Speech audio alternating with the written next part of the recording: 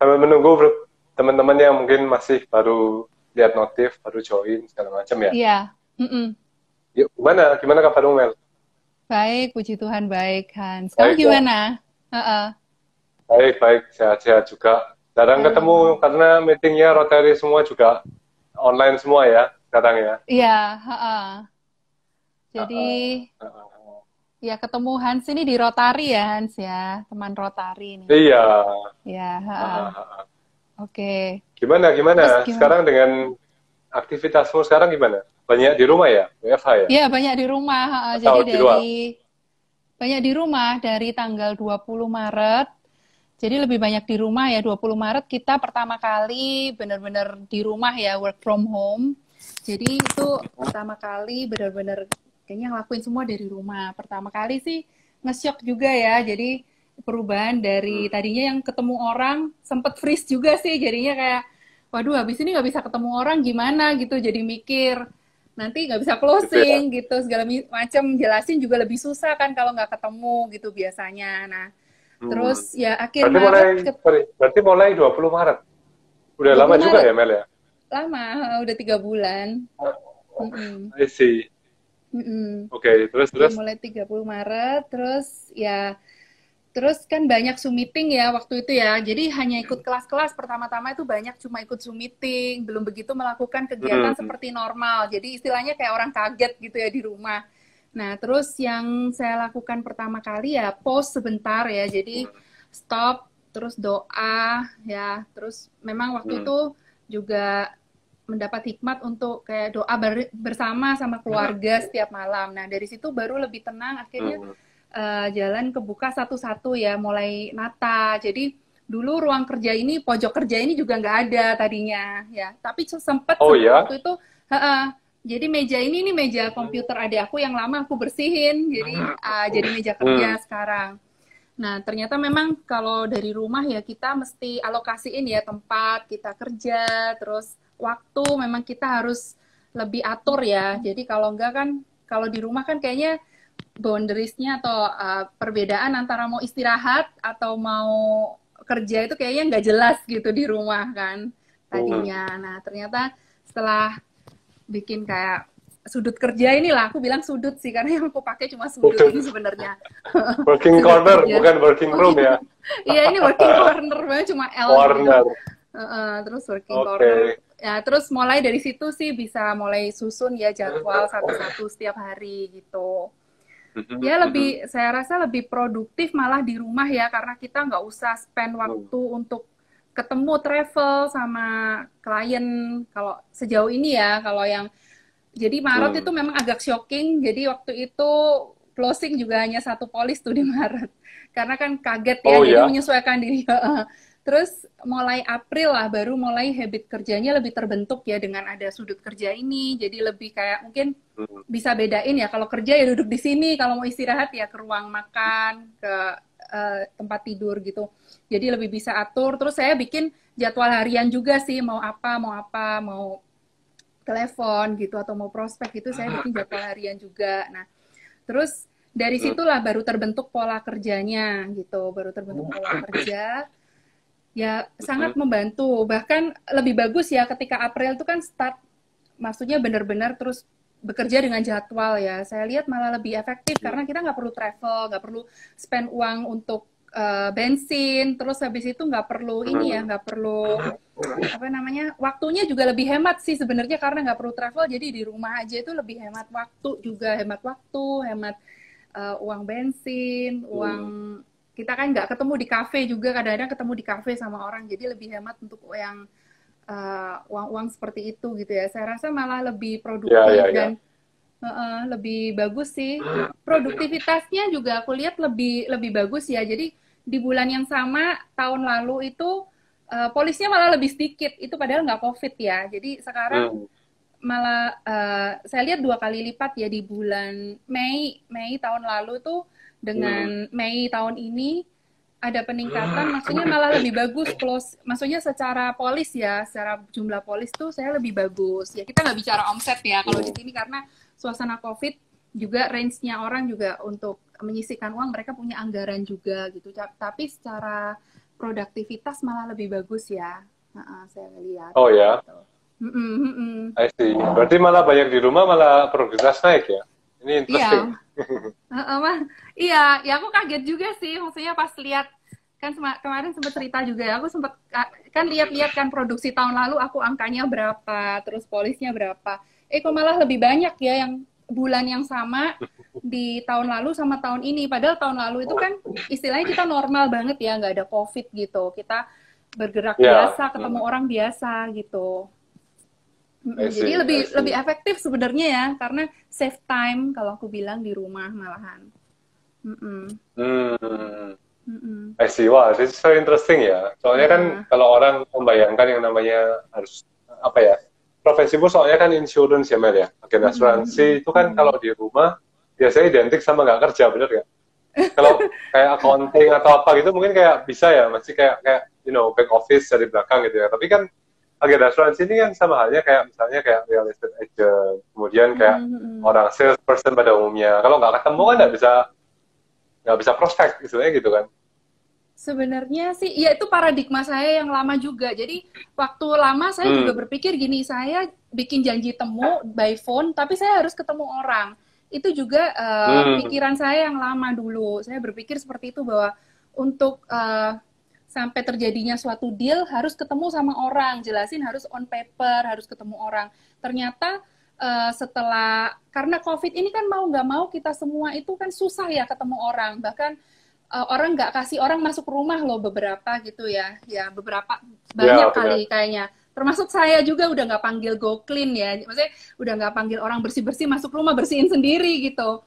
Nah Ya, ya, ya. itu jadi melatih kita juga untuk berpikir bagaimana ya caranya bisa berkomunikasi sama orang dengan apa yang kita ada gitu loh, apa yang kita punya. Kita Hmm. jadi berpikir lebih ya. Jadi gadget, apa teknologi dulu juga bingung juga mau prospeknya gimana. Akhirnya ya saya coba untuk bagaimana bisa menelepon orang, menjelaskan gitu.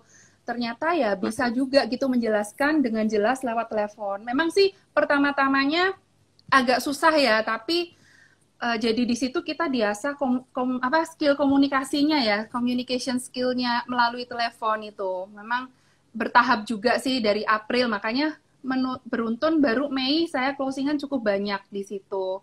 Gitu. Memang Oh, istilahnya jadi adjustment April ya. tuh kayak kebiasaan dulu ya, Iya, adjustment dulu. adjustment. Nah, Maret itu paling parah deh, itu udah kayak freeze, bener-bener nggak tahu ngapain gitu.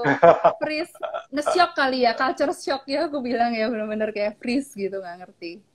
Uh-uh. Hmm. Tantangan terbesarnya apa Mel? Waktu pertama kali nge-freeze itu yang tadi kamu cerita nge-freeze itu gimana? Apa yang kamu rasain secara mungkin secara apa ya personal? Mungkin apa panik atau mungkin kayak apa ya? Khawatir mikirin target atau gimana nih? Boleh Enggak cerita nggak? sih, lebih mikir gini, ini ke depan Nah, gimana ya? Maksudnya mau ketemu orang juga nggak bisa. Maksudnya ini berapa, pikirannya tuh ini berapa lama ya bakalan di rumah terus. Terus waktu itu juga hmm. panik-paniknya kayak kita tuh harus beli makanan loh. Aku sebenarnya orang yang agak santai sih, serius. Aku nggak nyetok makanan sama sekali. Baru diingetin temanku katanya, kamu beneran nggak nyetok sama sekali? Aku bilang enggak. Ayo Sama kita beli. sekali, Sama at sekali all. enggak. Terus baru Wow. ayo kita beli gitu, beli. Jadi beli itu pun sampai hah ini cukup nggak ya? Kayaknya aku juga nggak kebiasaan nyetok terlalu banyak karena kan pengalaman dari dulu kalau pas sekolah itu waktu kalau nyetok terlalu banyak terus busuk kan lama-lama kalau nggak dimasak juga bahan makanannya. Jadi aku nggak pernah stok lagi sekarang apalagi sebelum ini kan sering di luar. Terus baru oh ya Ya.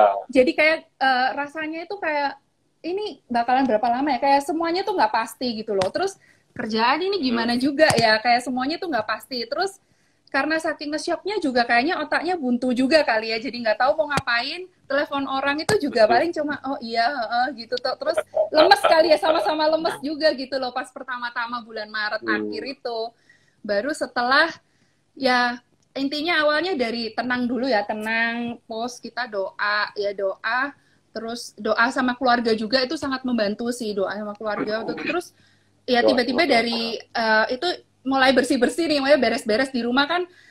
Pertamanya akhirnya beresin. Kerjanya dulunya nggak di sini, duduknya di ruang tamu situ dan nggak Hmm. enak sekali. Setiap malam tuh aku rasa ininya sakit semua sebelum ini. Nah, Hmm. sebelum diberesin. Jadi memang itu mungkin ngefek sekali ya, suasana kerja kita harus ciptakan gitu, karena sebelumnya kan kayak nggak jelas semua gitu loh, nggak jelas di situ, kerjanya nggak jelas gitu jadinya.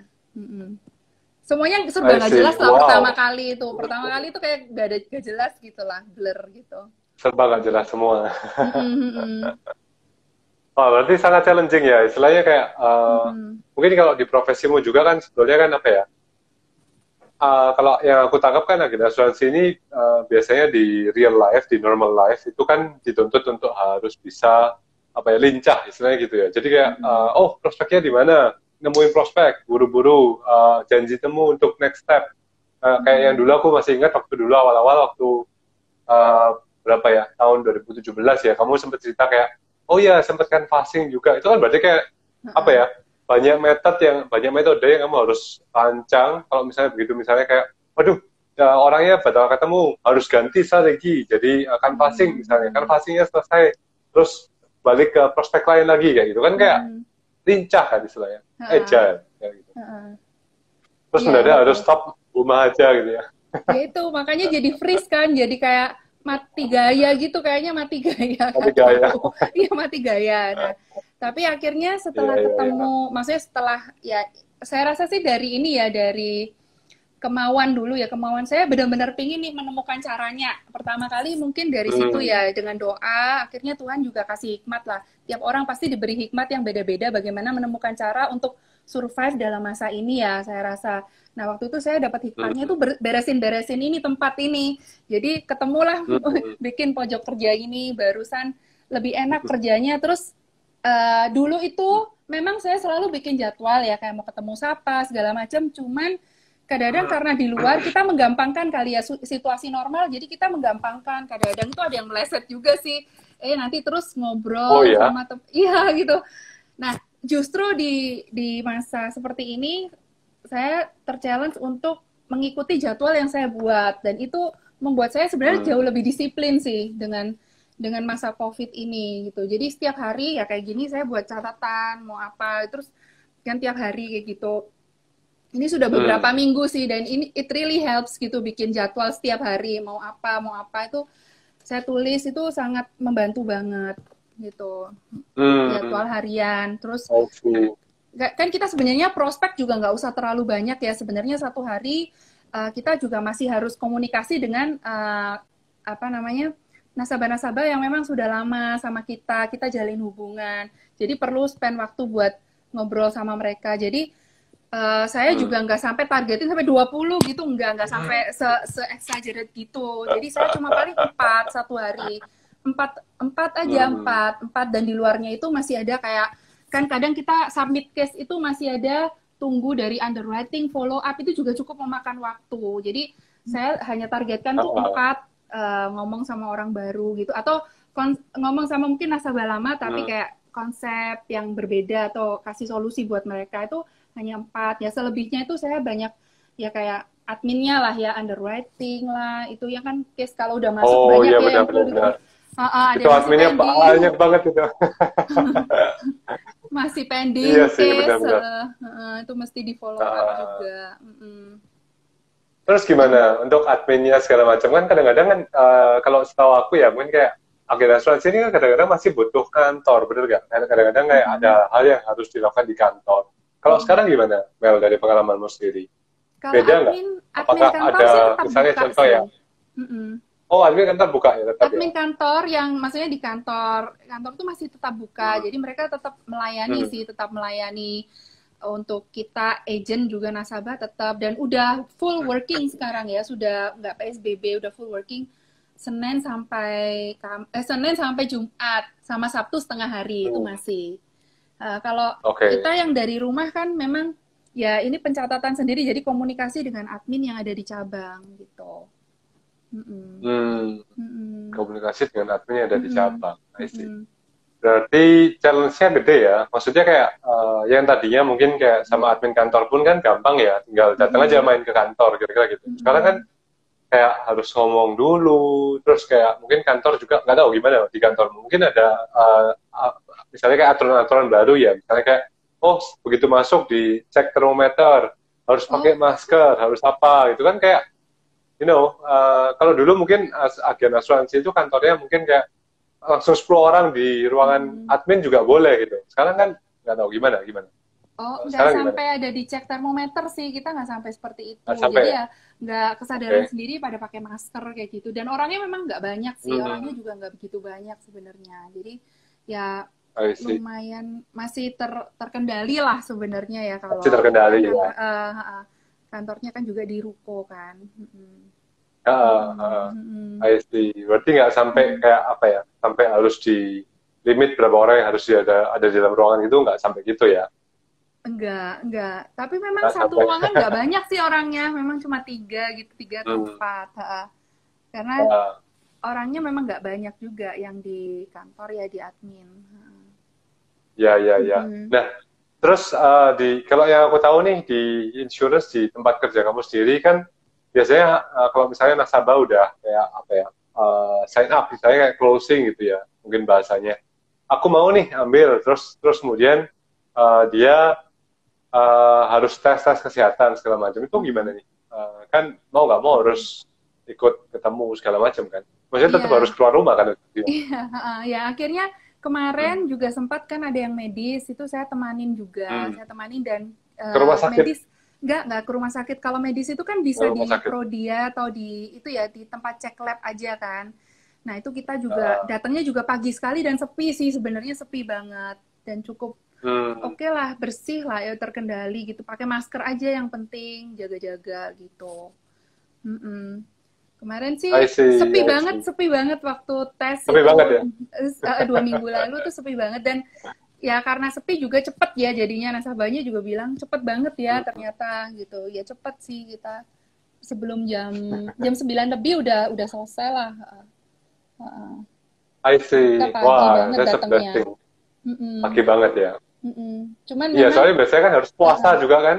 Kayak iya harus puasa dulu kan sebelum cek lab ya. iya cuman memang kalau misalnya ya kalau new normal ini ya mungkin kita juga perlu perhatikan juga ya mungkin beberapa orang ada yang masih takut mungkin ya jadi ya jangan istilahnya jangan mau apa memaksakan ya kalau misalnya ada nih orang yang Hmm. bilang maksudnya tidak menerima orang di rumah mungkin kita bisa ya mungkin kita bisa bantu ya dengan mungkin bertemunya di luar di pagar atau bagaimana dan kalau saya sih sebisa mungkin membuat itu secepat mungkin ya. Jadi kalau misalnya nih closing berarti saya sudah selesaikan semua administrasi untuk pengisian di telepon. Jadi TikTok kan ya WA kan kita bisa tanyain kan segala informasi. Nah, kolom yang belum diisi kan Hmm. tinggal tanda tangan. Nah, ketika ketemu kan tinggal dia cek tuh.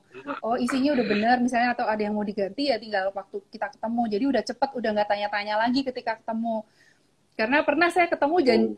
berdirinya memang jauh-jauhan. Mungkin orangnya memang ini ya menjaga sekali ya berdirinya jauh-jauhan dan tinggal tanda tangan. Jadi tanda tangan selesai, udah thank you ya. Maksudnya saya juga jalan gitu. Dia cuma nanya sedikit polisnya kira-kira jadi kapan kayak gitu. Jadi ya benar-benar ini ya menghargai lah orang-orang yang punya pendapat seperti itu. Tapi memang memang seharusnya Hmm. seperti itu karena kan pandemi ini kan masih ada ya sebenarnya meskipun kita dibilang Ya. udah nggak PSBB new normal.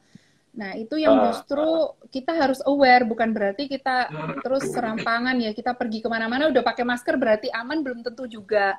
Hmm. Hari ini juga nih sebelum aku IG live Hmm. sama Hans, itu tadi saya terima telepon kaget banget. Jadi nasabah ini nggak closing sama saya sebenarnya karena sudah ambil polis itu jauh sebelum saya jadi agen.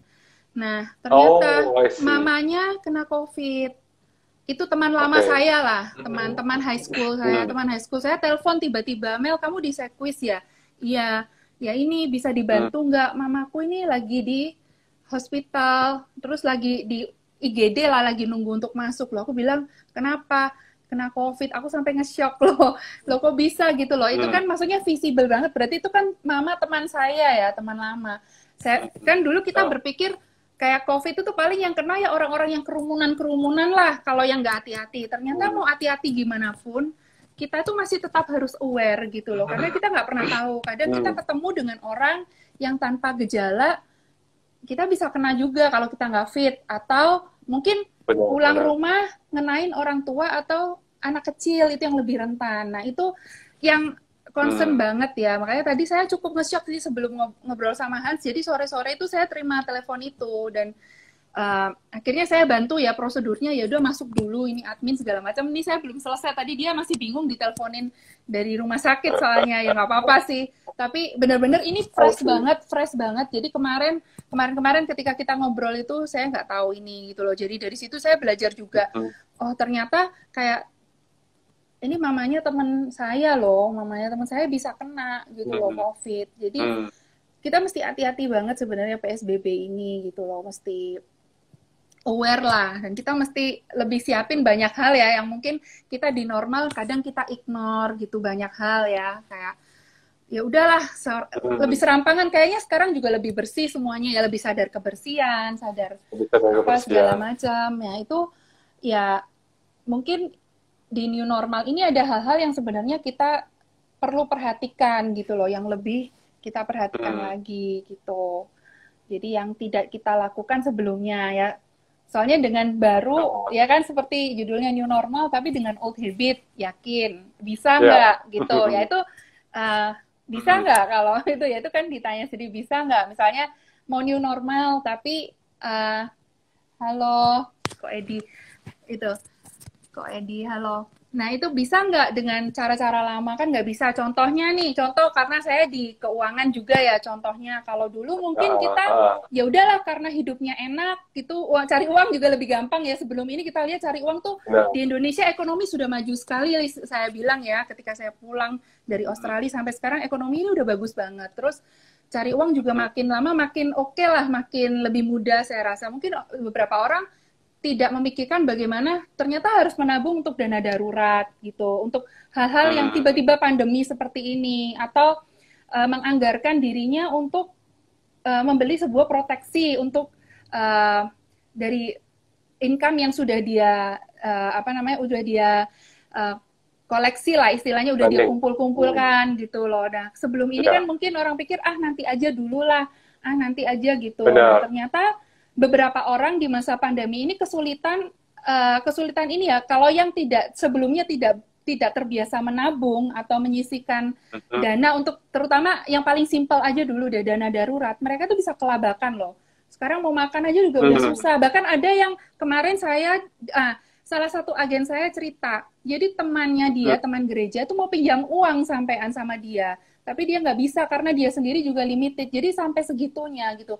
Jadi ya mungkin salah satu ya new habit yang, kalau new normal berarti kan new ya, kalau new kita baru di wadah yang lama kayaknya juga nggak bisa. Contohnya kayak kalau contohnya kayak tempat anggur, kalau misalnya itu ya, kalau orang bikin anggur, kalau mau bikin anggur di tempat yang lama juga kan tempatnya pecah. Kalau itu ya sama aja kita dengan kebiasaan yang new normal yang baru dengan habit yang lama, kayaknya kitanya sendiri yang pastinya tidak akan bertahan gitu ya. New habit ini bisa banyak ya, habit dalam dalam cara kita berpikir, menghadapi bagaimana kita bekerja. Pertama, bagaimana kita bekerja di new normal ini, bagaimana kita mengatur kehidupan kita, bagaimana kita mengatur keuangan kita. Kayaknya mungkin kita mulai bisa menata ya, mumpung ini kan belum istilahnya belum benar-benar sampai kita semua itu kayak istilahnya berlari ya. Ya saya beberapa kali juga mendengarkan IG live. Ini kan sekarang kehidupan kita itu seperti di terowongan ya. Mau jadi apa kita kelak ketika keluar dari terowongan itu tergantung sikap apa yang kita ambil di new normal yang baru mulai ini gitu loh. Ini kan istilahnya new normal, tapi kita sebenarnya nggak tahu nih new normalnya ini pandeminya hilangnya ini kapan nggak tahu. Nah, ketika nanti betul-betul nih ketemu vaksinnya segala macam, nah disitulah itu terseleksi semua tuh yang kita bertahan atau yang tidak bertahan. Nah, mau bertahan atau tidak itu kita yang bisa tentuin sendiri dari sekarang sebenarnya gitu ya. Ya, benar banget sih. Benar banget. Ya, kalau dari keuangan mungkin yang bisa saya bagikan ya, contohnya misalnya itu menyiapkan dana darurat ya, mempunyai perencanaan keuangan yang lebih baik ya. Jadi kalaupun misalnya nanti next bukan karena pandemi, tapi karena misalnya memang kita ada sesuatu ya, sesuatu bisnis yang bangkrut misalnya gitu ya. ya itu jangan sampai, tapi Bisnis mungkin bangkrut lah ya. ya habis, atau ya bencana alam mungkin bisa, atau apa ya, misalnya Ya, tiba-tiba bencana alam bisa.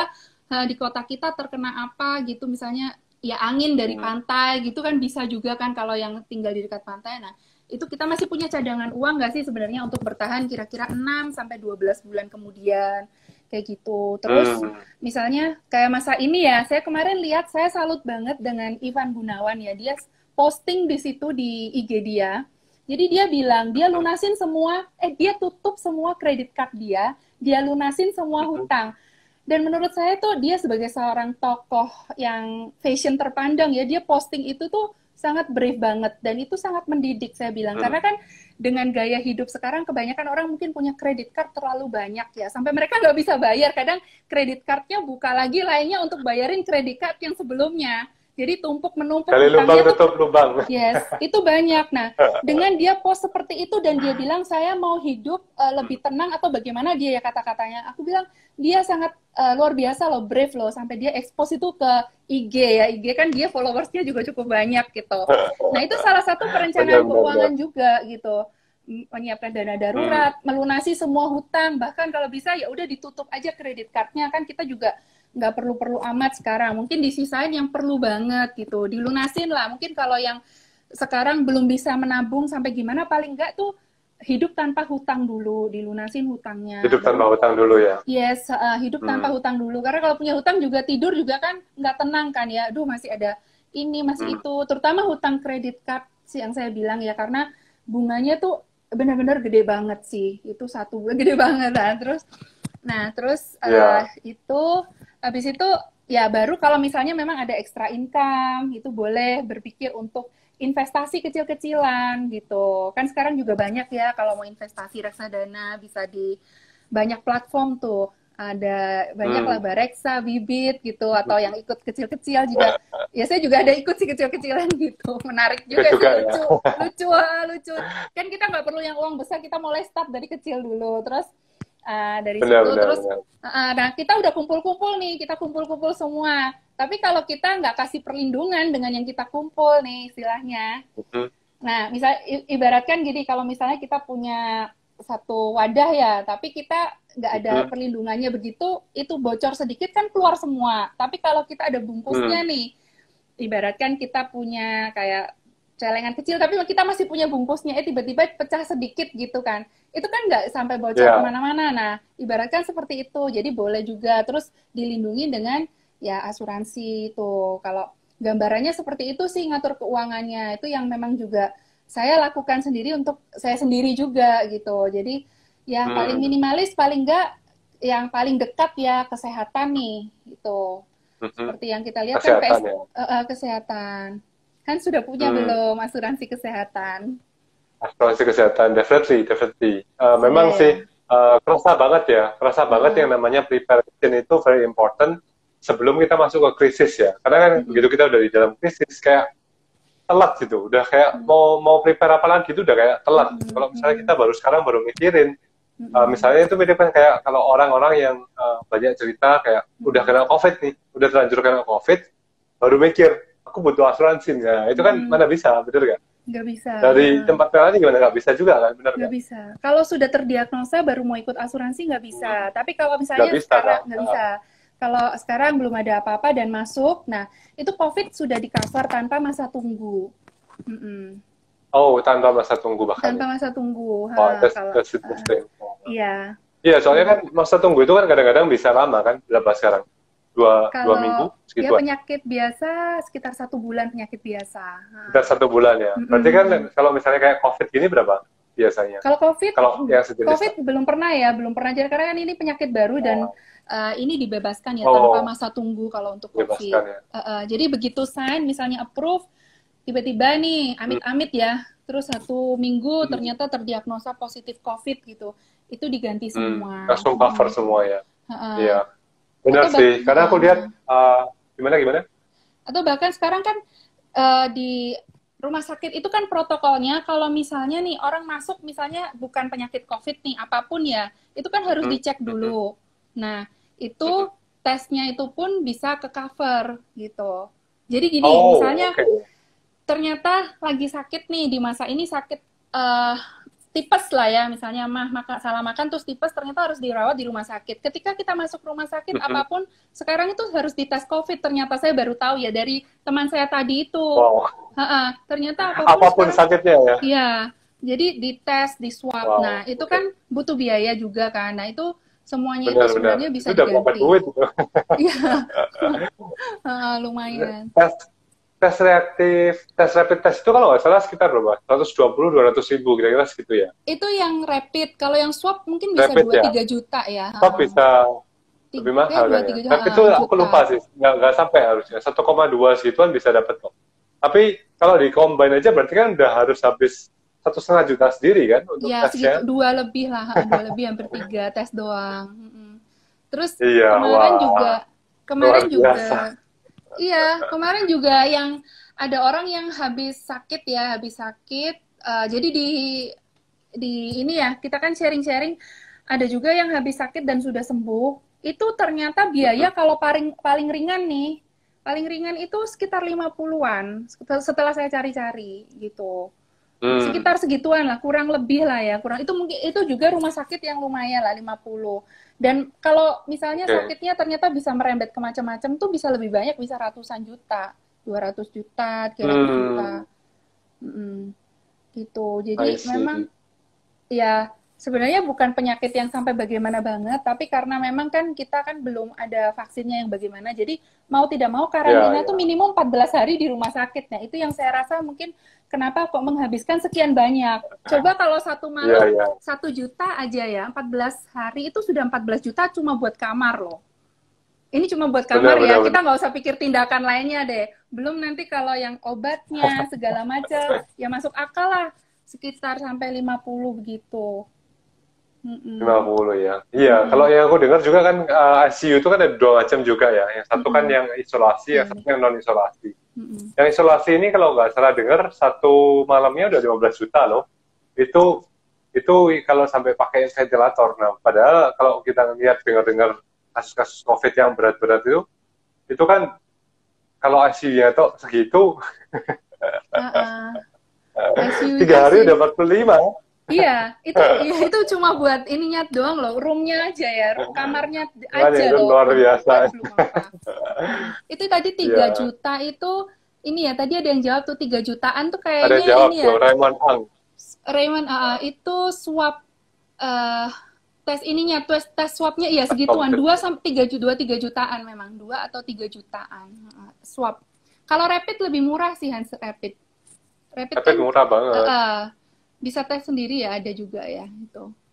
Sekarang di Surabaya banyak loh tempat rapid test yang for free bahkan. Di Siloam Mm-mm. ada, di Graham Mm-mm. Ground, di Loop Mm-mm. sana ada National Hospital. Mm-mm. Udah banyak Mm-mm. rapidnya. Iya. Jadi memang ya itu ya awareness-nya di situ karena kita new normal mau nggak mau kan memang lebih banyak keluar lah daripada waktu PSBB atau waktu kita benar-benar lockdown lah istilahnya lockdown di rumah gitu.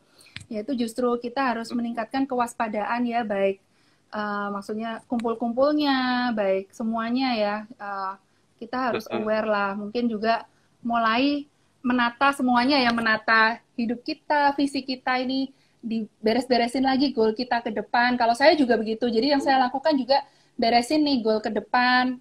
Apa yang mau saya prioritaskan dan apa yang mau saya buang itu saya mulai pikirkan ini karena kan waktunya lebih banyak di rumah. Terus kalau keluar rumah lebih berjaga-jaga gitu. Terus ya mungkin juga boleh mulai juga memikirkan perencanaan keuangan yang lebih baik juga karena kan itu juga semuanya sambung menyambung ya. Kita hidup juga Ya, perlu uang juga gitu bagaimanapun. exactly.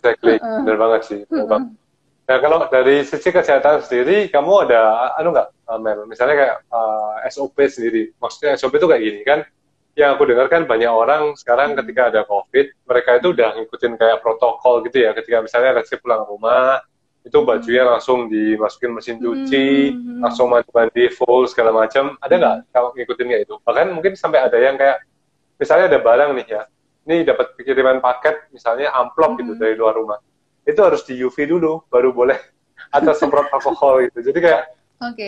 apa nih, kalau dari kamu ada protokol kayak gitu nggak sih yang kamu terapin? Ya, Saya ikutin, tapi nggak sampai terlalu ekstrim ya. Jadi kalau pulang pasti mandi dan keramas itu pasti, pasti. Mau nanti perginya cuma sebentar, cuma ganti galon, pulang pun tetap mandi dan keramas dan baju tuh langsung saya cemplungin di keranjang gitu. Terus kalau barang, saya lihat sih kalau misalnya barang tuh biasanya plastiknya aja saya semprot. Jadi memang di depan tuh saya sediain kayak semprotan disinfektan, tapi juga disinfektannya nggak sampai heboh banget sih, yang biasa juga gitu loh.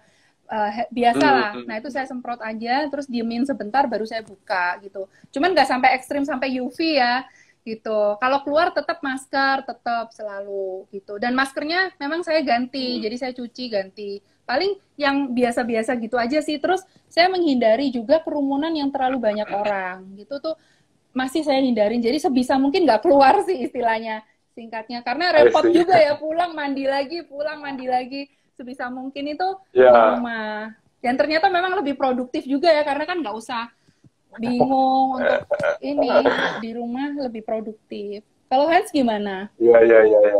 Iya, sama sih.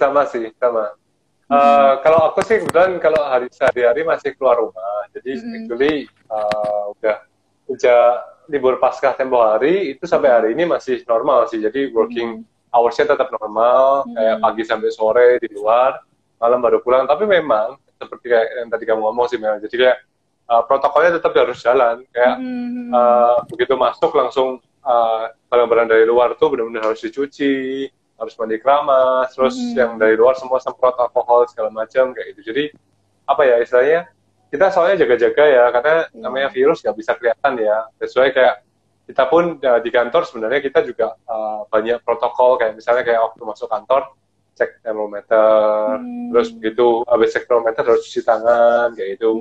Jadi banyak protective measures yang kita terapin di staff kita juga supaya jagai kayak jangan sampai staff kita itu kena, kayak gitu. Jangan sampai gara-gara dia ngantor dia kena virus gitu loh. Iya. Gitu. Jadi benar-benar kita ekstra cautious, ekstra hati-hati sih. Terus kalau misalnya kayak dari Hans ya, itu kayak di new normal ini nih biasanya gimana Hans cara kerjaan kalau buat kamu sendiri? Tadi kan aku udah cerita tuh beberapa tentang ya kalau keuangan, kalau dari tempatnya Hans sendiri gimana gitu selama ini? Ya, new normal definitely harus agile ya. Maksudnya benar banget tadi yang kayak kamu ngomong sih, Mbak. Kayak waktu tadi kan kamu cerita kayak di bulan-bulan pertama itu namanya adjustment itu parah banget. Nah itu sama kita juga ngalamin sih, karena pada waktu itu ketika benar-benar harus lockdown, itu kan kita pusing juga karena practically bidang kita di Sportstech ini kan memang bidangnya harus ketemu orang, coaching, ketemu tatap muka kayak gitu. Jadi misalnya kita sama klien sebisa mungkin tuh kita ketemu pada waktu kita treatment. Mau itu workshop, mau itu coaching, itu semuanya ketemu orang. Begitu ada COVID, definitely itu namanya omset langsung habis. Itu definitely itu yang pertama. Langsung efeknya di situ. Jadi semua proposal, project-project itu di-delay dulu. Karena kan definitely kantor-kantor juga takut ya. Nggak mau ada ketemu orang luar dulu sementara. Jadi kita bisa ngerti sih untuk di sisi itunya. Tapi dari sisi kita berarti kan kita harus cepat adaptasi juga nih. Dengan ini ada COVID nih. Ini nggak boleh banyak ketemu orang nih. Jadi harus gimana? That's why kayak kita juga ada sempat bawa ngimpor, istilahnya bukan ngimpor ya, kita bawa satu program yang kurikulumnya dirancang di Singapura, kita bawa masuk ke Indo, untuk kita bisa pasarkan di Indonesia. Jadi berarti kayak, kalau misalnya tadi Melanie kan nyiapin bagaimana nih orang prepare di new normal ini, supaya siap kalau sampai ada apa-apa dengan cara persiapan rencana keuangannya. Artinya adalah misalnya kayak, tiba-tiba kalau aku kena COVID gimana? Kalau aku harus kamar di rumah sakit gimana? Nah, daripada duitnya itu tiba-tiba mendadak habis gara-gara tabungan harus dikuras, kan mending nyesin cuman berapa sih? Paling 1, 2, 3 juta sebulan beli asuransi untuk bisa prepare. Kenapa? Ada COVID, ada apa, masuk rumah sakit, tuh asuransi semua yang bayarin kayak gitu. Jadi berarti kayak kita keluar duit kecil untuk beli duit gede, kira-kira gitu ya. Nah, kalau dari sisi kita ini dari sisi yang kayak mencegahnya. Kalau tadi kan Melanie kan mengantisipasi nih, kalau sampai kejadian nih ada duit besar nih nanti dari asuransi. Tapi kalau kita dari sisi mencegahnya, kayak mungkin selama ini kita waktu di old habit kita mungkin kayak ya udah kerja aja gitu, nggak usah namanya merhatiin kesehatan lah, makan nggak usah ngatur lah, gizi seimbang nggak perlu lah. Terus kemudian kayak mungkin zaman dulu terutama kayak orang Indo itu kan kita bahasanya gini, karena kita sepanjang waktu, sepanjang tahun kita bisa kerja, stres itu apa sih kira-kira gitu. Iya. Jadi apalagi kalau kita nggak tinggal di Jakarta ya. Apa sih namanya stres itu? Kita nggak ada stres sih. Pergi kerja paling cuma jaraknya setengah jam, kan driving Surabaya gitu paling kira-kira setengah jam sampai 1 jam lah maksimum. Nggak kayak Jakarta yang driving jam 4 pagi untuk bisa sampai di kantor on time, kan gitu. Surabaya kan beda nih. Jadi kayak stresnya itu ibaratnya kayak rendah banget gitu. Tapi begitu ada COVID ini sebenarnya kayak tinggi banget sekarang karena harus work from home, semuanya harus ekstra hati-hati. Kan kadang-kadang gini ya, kalau orang nggak biasa dengan SOP kayak misalnya aku harus jaga diri nih, harus pakai hand sanitizer setiap waktu, harus langsung keramas, mandi keramas segala macam begitu sampai rumah. Kalau orang yang nggak biasa kan rasanya aduh ini kok bikin males ya, rasanya kok ribet. Baru keluar sebentar misalnya tadi Melan cerita nih, aku baru ngisi galon doang, masa pulang rumah mandi keramas lagi, padahal gitu kan, kayak aduh ribet banget sih gitu. Nah, tapi untuk membantu gimana caranya supaya orang bisa mencegah, kan kita harus ngelakuin nih, namanya new habit ini tadi. Nah, di sini kita bikin program juga untuk bantu orang-orang create new habit ini tadi, kayak gitu. Jadi tadi sempat juga ada tanya, kalau nggak salah, ada tadi namanya Clarence Aderianto, nggak tahu nih. Halo Clarence, panggilannya Clarence ya berarti. Ini ada pertanyaan juga nih, mau nge-gym lagi takut udara di dalam ruangan pengap banget, gymnya di dalam gedung mall, ruangan bawah tanah. Ini kayaknya saya tahu gymnya apa nih. Saya dulu main bersih tuh soalnya. Kalau apa ada saran? Sport sick itu berarti maksudnya lebih kayak ke sport gitu ya. Maksudnya kayak tempat kamu tuh maksudnya lebih training orang untuk gimana sih, kayak untuk lebih sehat atau bagaimana gitu. Mungkin bisa Exactly. Jadi seperti yang tadi Clarence menjawab yang pertanyaannya Clarence ini, actually kita punya program yang memadukan antara sport, olahraga, psikologi, dan juga nutrition.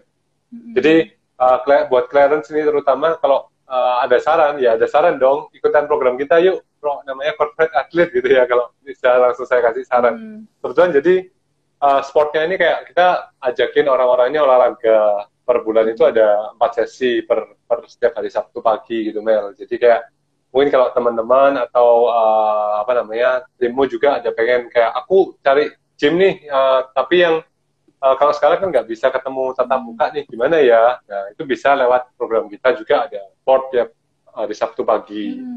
Terus kemudian di hari Rabunya itu kita ada kayak pertemuan rutin setiap Rabu. Itu ada pelatihan mental toughness-nya. Jadi kelasnya online juga. Kelas mental toughness online 3 kali sebulan. Di minggu keempatnya itu ada kelas tentang nutrisi. Jadi gimana caranya kita bisa maintain nutrisi kita supaya badan kita tetap sehat.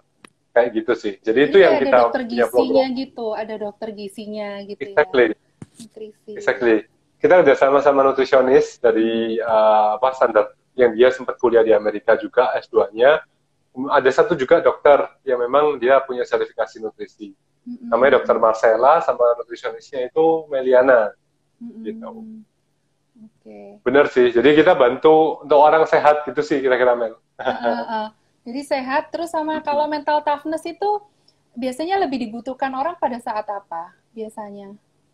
Mental toughness itu sebetulnya gini, kita pada waktu kerja itu tantangannya itu sebenarnya mirip kayak atlet nih. Misalnya kalau kita bayangin ya, atlet pada waktu tanding itu kan kayak pressure-nya tinggi, harus hadapin orang, terus harus hadapin situasi yang dia belum pernah hadapin, new normal buat dia. Jadi setiap kali atlet tanding di luar negeri, itu namanya tempat pertandingannya kan pasti baru pertama kali dia visit gitu. Nah, jadi sebenarnya mirip banget kayak kondisi kita ketika sekarang itu kita menghadapi satu new normal, di mana kayak, wah ini tiba-tiba di luar nih ada virus banyak nih, ini tiba-tiba di luar nih kita nggak bisa langsung makan di restoran deket-deketan gitu, semuanya harus ada akriliknya segala macam. Jadi in this new normal itu kadang-kadang orang-orang ini bisa kerasa pressure, stress yang dia nggak bisa ngungkapin. Kadang-kadang dia mungkin bahkan nggak sadar gitu. Jadi di sini tujuan kita bikin program ini adalah gimana caranya orang-orang punya kerjaan ini tetap produktivitasnya tetap tinggi supaya nggak keganggu gitu. Karena kadang-kadang ketika orang-orang berhadapan dengan situasi yang baru kayak gini, itu yang namanya paniknya itu bisa ekstra. Terus kemudian ada mungkin kalau Melanie pernah dengar istilah orang-orang yang belakangan ini kena xenofobia. Jadi kayak fobia dalam sesuatu hal yang kotor. Jadi istilahnya kayak kotor dikit takut gitu loh ibaratnya. Jadi xenofobia itu kayak jadi tiba-tiba bersihan, sangat-sangat OCD, mana-mana semprot hand sanitizer dan sebagainya. Oke. Jadi itu kan bikin stres kan. Secara alam bawah sadar itu bikin stres. Itu kita bantu untuk gimana caranya secara pribadi dia bisa lepasin stres itu, bisa lebih tangguh lagi, lebih tenang, lebih konsentrasi ke kerjaan kayak gitu. Jadi kita punya modulnya, ya, yang biasa kita trainingkan ke atlet juga. Oke. Oh iya, iya. Keren juga ya. Ini kayaknya biasanya aku dengar sih kayak dulu di luar dulu ya pas saya sekolah Australia kayaknya ada yang seperti ini. Ini juga di Indonesia ada gini juga keren banget ya. Berarti untuk membantu orang-orang supaya nggak terlalu stres ya menghadapi keadaan new normal ini ya. Ternyata ada kayak course-nya juga ya. Masa kita bisa berlatih juga ya ternyata di situ ya. Emang yang stres juga lumayan banyak ya berarti ya. Banyak. Actually kalau di survei banyak loh Mel. Kebetulan kan aku join di beberapa asosiasi HRD juga. Jadi di sana sering ada kayak Zoom talk gitu-gitu kan. Nah, mereka itu secara rutin bikin survei. Ternyata banyak loh yang ngalamin stres itu. Iya, perlu support ya memang ya. Kalau stres, kalau terus apalagi nggak ada anggota keluarga yang bisa mendukung, bisa gila juga. Bisa gila juga. Ya istilahnya bisa gila gitu. juga. Ya. Oke. Apalagi kalau orang perantauan ya, kayak tadi kamu ngomong kan perantauan dari luar kota, luar daerah, luar pulau itu kan begitu di satu tempat baru kan sendirian, bener nggak? Begitu ada gini ya hadapin aja gitu kira-kira. Yang Lebaran nggak bisa pulang kemarin, terus PSBB harus di rumah terus, wah itu stressful sih. Iya sih. Nah ini teman-teman kalau sambil mau bertanya nggak apa-apa sih. Jadi memang kita mau kupas menghadapi new normal. Dari sisi ini ya tadi si Hans sudah jelasin tentang mental toughness. Jadi mungkin kalau ada yang punya concern juga, stres boleh ditanyakan di sini. Terus kalau bagaimana juga mengatur keuangan lebih baik juga misalnya untuk menghadapi masa pandemi ini atau nanti setelah kita keluar dari maksudnya benar-benar new normal dan menjadi new normal yang benar-benar new, ya itu juga bisa bertanya di sini gitu. Benar. Ini mumpung juga ada Melanie nih, jarang-jarang kapan lagi bisa ketemu istilahnya tim berprestasinya dari Sequis ya. Berapa kali? 3 kali MDRT ya? Iya, puji Tuhan, saat 3 kali MDRT. MDRT. Wah, tahun ini lagi dong. Iya, tahun ini sudah capai, Hans. Jadi keempat ya. Sudah capai ya? Keempat ini berarti. Iya. Sudah, puji Tuhan. Wah. Congratulations, baru bulan Juni, men. Puji Tuhan udah capai MDRT-nya. Ya. Ini buat teman-teman yang nggak ngerti istilah MDRT, mungkin dijelaskan dikit MDRT artinya apa sih? Gitu. MDRT itu adalah kayak pencapaian, jadi 3% dari seluruh agen asuransi di dunia yang mencapai omset dan mendaftar sebagai member. Jadi itu organisasi profesional, tapi yang memang yang bisa masuk di dalamnya tuh hanya yang mencapai target dan terdaftar sebagai member. Jadi memang orang-orang yang melakukan perencanaan keuangan atau sebagai agen asuransi secara profesional ya. Karena kan memang tidak mudah juga ya untuk mencapai omset yang ditentukan mereka untuk minimumnya menjadi member itu omsetnya juga tidak mudah. Dan cuma 3% di seluruh dunia agen yang bisa mencapai MDRT dan terdaftar di dalamnya situ sampai hari ini ya. Jadi seluruh dunia itu hanya 3% dari orang yang. Jadi kalau memang teman-teman ya yang satu industri boleh dikejar itu sangat worth it sekali untuk menjadi seorang agen MDRT karena di situ kita lebih mendalami lagi dan belajar value-value yang lebih lagi dari sekedar omset, dari sekedar uang itu value-value-nya lebih bagus lagi lah, lebih tinggi lagi. Bagus lagi. Kita ada konsep keutuhan manusia ya, whole person konsep keutuhan manusia. Sebenarnya nyambung juga sebenarnya dengan yang Hans tadi jelasin. Jadi kayak stres segala macam. Jadi kita itu menganut whole person konsep yang mana kita harus balance juga antara kerja kita, spiritual kita, keuangan kita, hubungan kita sama orang-orang yang kita cintai atau dengan teman-teman. Itu sebenarnya kita harus balance. Jadi nggak cuma kerja, kejar uang atau nggak ada duit baru kerja gitu, enggak. Tapi sebenarnya kita melakukan ini pekerjaan tuh professionally. Kita itu masih awake nggak ya sebagai manusia ini, kita masih istilahnya juga nggak boleh sampai terlalu stres banget. Jadi kalau terlalu stres banget kan kita berarti kan menggenggam semuanya sendirian nih. Ya, kalau misalnya konsep yang kita anut kan whole person konsep, berarti kan kita juga harus balance nih. Ketika kita stres, kita juga harus melibatkan Tuhan, berdoa, terus kita juga seek help. Mungkin kalau memang benar-benar lagi in times of trouble gitu, kayak misalnya mungkin dengan sports psych consulting ini kan juga bisa mengkonsultasi orang dalam keadaan yang mungkin dia tidak fit ya secara mental gitu, juga membantu banget. Terus kayak waktu itu kan ya saya pernah ikut ya sesinya Hans juga, yang mana kalau kita mau mengejar sesuatu pun kita sebenarnya banyak faktor ya, yang 5C itu Hans, mungkin saya gagal lupa, mungkin bisa dijelaskan itu kan 5C. Betul kan di belakang ini. Bagus, nggak kelihatan. Nah 5C itu ya ini kebalik semua. kebalik tulisannya. Iya, jadi ada hal-hal yang sebenarnya kita harus balancing ya dalam hidup ya. Jangan sampai terus kita kerja ternyata kita lupa, terus kita jadinya sakit gitu. Nah itu kan juga nggak balance juga, nggak olahraga, nggak memperhatikan makan ngawur gitu, nggak olahraga juga. Nah itu kan kita membunuh diri kita sendiri sebenarnya. Mungkin uangnya nanti banyak, tapi ya itu kembali lagi nanti habis di pengobatan gitu. Apalagi kalau nggak punya asuransi ya gitu. Iya benar banget. Sekali masuk rumah sakit kena COVID, habis semua itu tabungannya. Itu muter semua loh sebenarnya ya. Kita hidup itu sebenarnya memang kalau saya perhatikan ya itu muter semua. Kadang-kadang kalau misalnya saya sendiri ya menghadapi down, kan kita manusia bisa nih kadang-kadang karena faktor dari luar. Contoh kalau kita agen ya, kadang-kadang menemui itu ada Pak Yusak, halo. Terus kadang-kadang misalnya kita nih lagi masukin case itu kan nggak selalu mulus Hans, kadang-kadang tuh orang ada yang ternyata harus medis, dan kadang-kadang medisnya tuh bisa susulan, misalnya karena cek ini ditemukan ini nyusul lagi. Ini saya kejadian juga nih, bahkan sampai 2 minggu nih case-nya selesai. Kadang itu bisa menyebabkan stres juga, padahal kan ada case lain lagi yang kita masuk lagi kan, kita harus perhatiin tuh underwriting minta apa aja. Nah kalau stres biasanya udah akhirnya saya berhenti dulu, pause dulu, terus ya udah pause, saya dengarkan instrumen. Biasanya kalau saya suka dengar instrumen, saya doa. Instrumen ya? Iya. Recovery-nya di situ. Recovery-nya.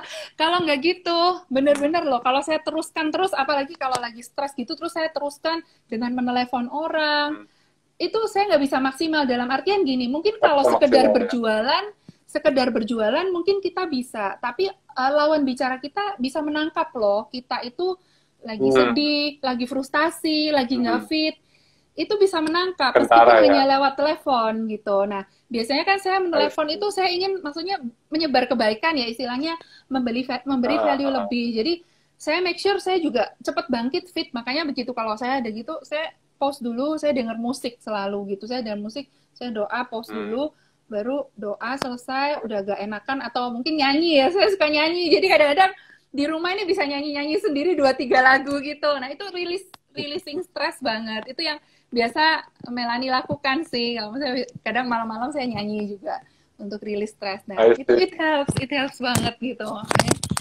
Itu bagus banget Mel. Jadi untuk keep fit benar-benar. Jadi recovery strategy kan termasuk salah satunya. Iya, mentally fit kan. Ini aku juga mau info, jadi kalau aku lihat dari waktu kurang lebih ini kira-kira kita sisa tinggal 3-4 menitan. Kita mungkin recap dulu sekalian, daripada nanti IG-nya langsung mati otomatis gitu ya, 1 jam. Yuk, jadi recap dari Melanie gimana? Jadi apa nih yang harus kita siapin untuk hadapi new normal ini? Dari Melanie, yuk. Kalau hadapi new normal sih aku bilang bijak aja ya kita, maksudnya keluar rumah sih nggak apa-apa, karena kan kita memang bukan yang lockdown sampai nggak boleh keluar rumah sama sekali, dan memang dari pekerjaan kita mungkin masih menuntut kita untuk ketemu orang, it's okay. Yang penting tetap jaga diri ya, pakai masker itu pasti, terus hand sanitizer juga dibawa kalau just in case tempatnya itu nggak ada tempat cuci tangan ya, jadi kita selalu memperhatikan tangan kita tuh paling nggak bersih habis pegang benda-benda, karena penularan bisa banyak dari situ ya. Bolpen juga pun, bolpen itu saya bersihkan habis misalnya dipakai ya, bukan parno ya, tapi saya pakai kalau mau dipakai buat tanda tangan pun saya bersihkan lagi, setelah dipakai saya bersihkan. Bahkan kartu itu kalau habis digesek saya bersihkan juga di Indomaret atau apa. Jadi ya bukannya parno, tapi kita menjaga aja itu. Terus ya mandi pasti ya, pulang rumah mandi gitu. Pertama yang diperhatikan protokol kesehatan lah, mungkin teman-teman juga banyak Protokol bisa kesehatan. baca. Terus kedua, mungkin boleh di saat-saat seperti ini kita itu merapikan kembali visi dan goal kita dalam hidup gitu. Itu yang penting juga ya menurut saya. Karena That's very banyak waktu di important. rumah ya, kita nggak terlalu mobile. Pakai waktu ini benar-benar untuk memperhatikan hidup kita. Kita tuh mau apa? Kita bagaimana ke depannya? Bagaimana kita bisa berbuat lebih buat orang lain, buat sesama kita? Apa yang bisa kita maksimalkan dari talenta yang kita punya dari yang Tuhan beri? Itu karena itu yang memang juga saya lakukan. Yaitu ini waktu yang sangat bagus saya bilang untuk merenung dan memaksimalkan lagi talenta yang Tuhan kasih di kehidupan kita. Nah, dari situ kita bisa lihat pekerjaan kita ini semakin membuat mimpi kita semakin mendekat ke mimpi yang kita harapkan atau tidak. Nah, dari situ teman-teman bisa shuffle sendiri ya, pekerjaan yang dilakukan ini perlu dirubah atau perlu stay atau perlu inovasi. Dari situ baru kepikir nanti. Nah, terus perencanaan keuangan yang lebih baik. Kalau saya rasa 4 hal itu ya, kalau yang dari saya pribadi, ya jadi protokol kesehatan, terus habis protokol kesehatan, visi misi dalam hidupnya perlu mungkin direnungkan kembali. Terus apa yang dikerjakan saat ini menuju ke situ nggak, atau makin jauh, atau hidup kita ya nggak ngapa-ngapain gitu kan, sayang kan, hidup di dunia nggak bermanfaat tuh sayang sekali gitu. Tuhan udah kasih kita talenta. Nah, terus yang terakhir perencanaan keuangan yang baik, karena hidup kita tidak lepas dari butuh uang lah, yang pasti gitu. Kita tidak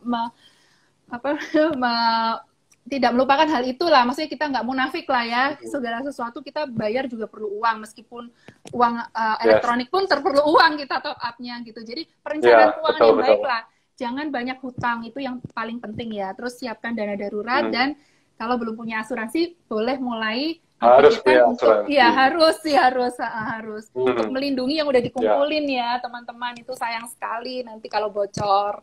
Itu sih, itu setuju aja. Banget, Nel.